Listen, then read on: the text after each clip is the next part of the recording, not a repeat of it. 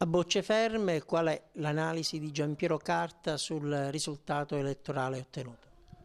Allora, il risultato mio personale è un risultato che mi lascia parzialmente soddisfatto perché il sentore negli ultimi giorni della campagna elettorale è che noi potessimo avere un risultato ancora superiore a quello che poi hanno dato le urne.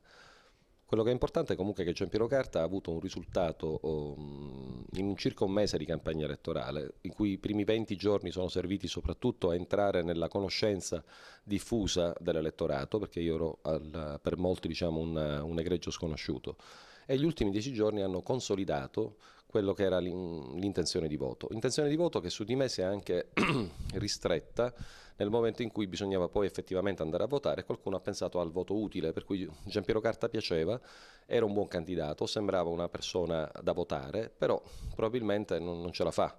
Allora, questo discorso un po' strano, però comprensibile dell'elettore che pensa al voto utile anche al voto contro, magari più che al voto pro, è un meccanismo che si è instaurato. Come si muoverà Giampiero Carta in vista del ballottaggio? Appoggerà Pennica Zambuto o resterà a casa? Allora, Carta, intanto diciamo subito che i voti di Carta non sono voti di truppe cammellate, io non ho voti in tasca di nessuno, io ho ricevuto un largo consenso di opinione. Carta lascerà, ovviamente non può fare diversamente, lascerà liberi gli elettori di fare quello che vogliono, gli elettori decideranno in libera coscienza se debbono astenersi, se debbono andare a votare, se debbono esprimere il voto per l'uno, per l'altro, per nessuno dei due, ognuno deciderà con la sua coscienza, magari valutando il meno peggio piuttosto che il meglio, ma ognuno farà quello che vuole.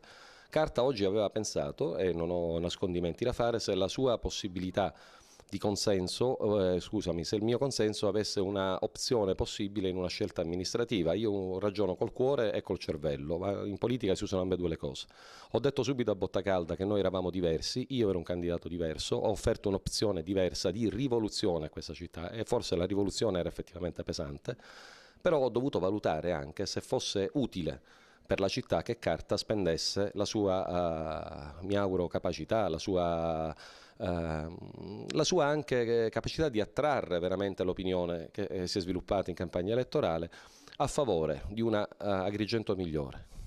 La mia valutazione mi porta a pensare quello che ho detto col cuore è stato poi raccorpato col cervello. Alle offerte proposte io non ho trovato una PIL tale che possa dire che Carta possa essere sentinella di qualcuno. Mi trovo soltanto nella sofferenza di vedere anche la mia lista diciamo, che non ha ottenuto il 5% non rappresentata in Consiglio Comunale, e questa è una sofferenza forse ancora maggiore perché mentre Carta era un voto rivoluzionario, quello era veramente un voto che era alla nostra portata.